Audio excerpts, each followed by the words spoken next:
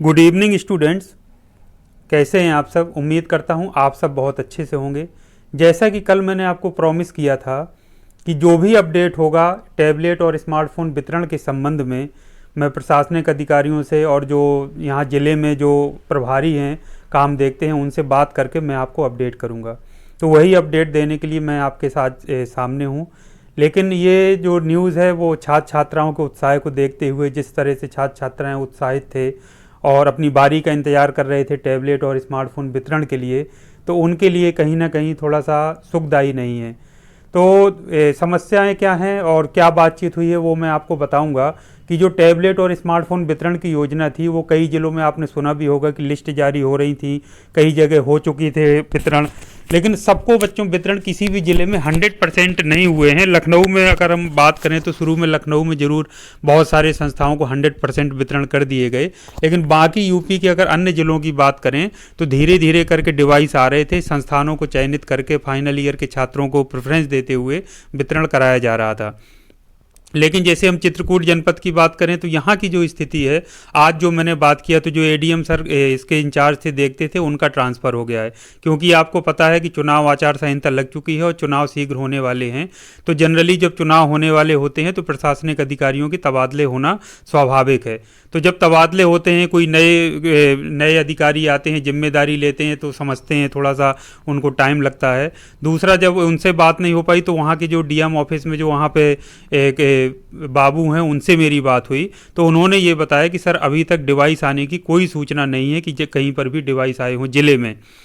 तो जब डिवाइस नहीं आए हैं तो वितरण कैसे हो पाएगा, ये बड़े असमंजस की स्थिति है। और उन्होंने बताया कि एडीएम सर भी दूसरे पुराने चले गए थे, अब ये नए आए हैं, अब इनको जानकारी होगी, क्या होगा, आगे की बातें हैं।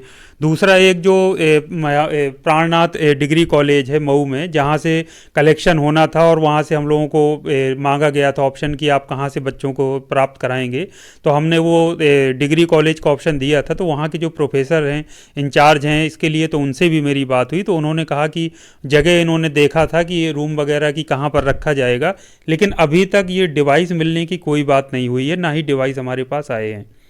तो मैंने उनसे रिक्वेस्ट किया कि सर जैसे ही डिवाइस आते हैं तो हमको आप ज़रूर अपडेट कर दीजिएगा, जिससे हम अपने छात्र छात्राओं को बता सकें और उनके अंदर जो उत्सुकता जिज्ञासा है बनी रहती है डिवाइस पाने के लिए कि टैबलेट और स्मार्टफोन जो भी मिलना है जल्दी से जल्दी मिल जाए, तो हम उनको अवगत करा दें। उन्होंने कहा कि जैसे ही आएंगे, अगर टैबलेट स्मार्टफोन हमको कोई जानकारी मिलती है या हमारे पास आते हैं स्टोर होने के लिए, तो हम आपको ज़रूर बता देंगे। तो बच्चों, ये पूरी स्थिति जो पूरे यूपी की अगर हम देखें तो सभी जगह यही स्थिति है। चुनाव होना है, सभी प्रशासनिक अधिकारी चुनाव में व्यस्त हैं और कहीं ना कहीं जो कोरोना का जो संकट है, जो कोरोना का संक्रमण जिस तेज़ी से फैल रहा है, तो इन दोनों अगर स्थितियों को हम देखें तो अब बड़ा मुश्किल लग रहा है कि टैबलेट स्मार्टफोन का वितरण हो पाएगा। क्योंकि सभी प्रशासनिक अधिकारी उसमें चुनाव कार्यों में बिजी हैं, उसमें से समय निकाल करके छात्रों को इकट्ठा करना, इस तरह का कोई आयोजन करना और उनको वितरण करना, तो ये तो बहुत मुश्किल है। और चुनाव आचार संहिता का भी हो सकता है कुछ वो हवाला देते हुए इस तरह के कोई कार्यक्रम आयोजित ना हो पाएँ। एक संभावना थी जो कल मैंने जताई थी कि हो सकता है डिवाइस यदि किसी ज़िले में आ गए हों तो सीधे संस्थाओं को भेज दिया जाए और कह दिया जाए कि आप उनका वितरण कर दीजिए।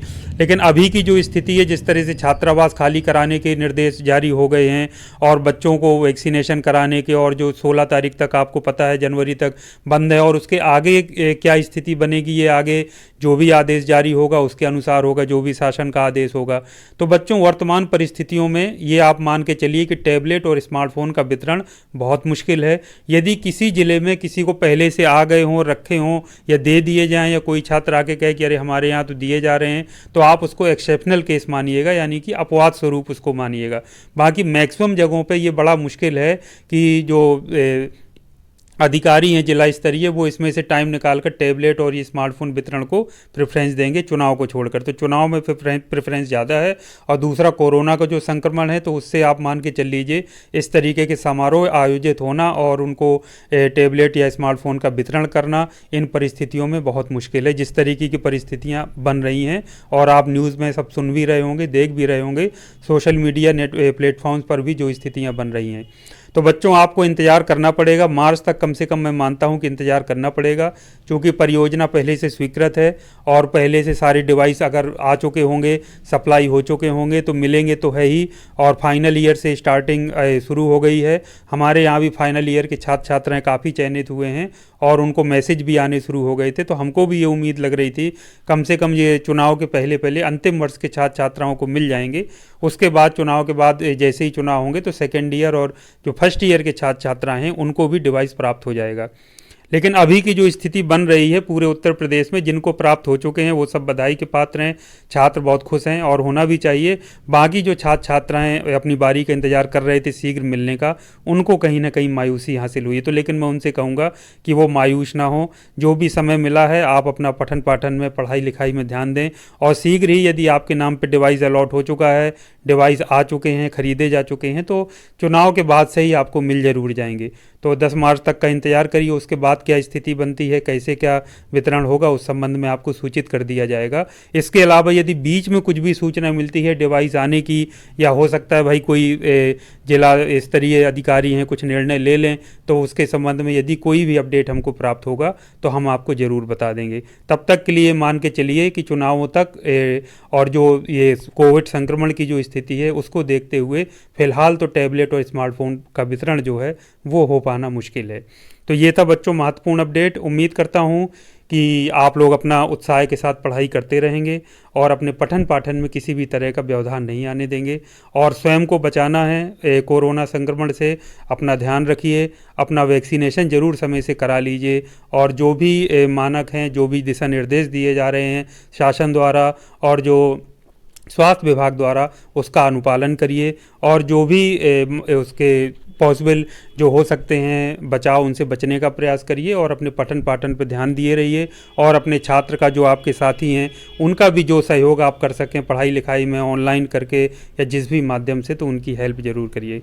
तो बच्चों ये था महत्वपूर्ण वीडियो, आज के लिए इतना काफ़ी है। Thank you very much. फिर इसी तरीके को उपयोगी जानकारी या किसी अपडेट के साथ मैं आपके सामने आऊँगा। तब तक के लिए थैंक यू वेरी मच। आपका दिन शुभ हो।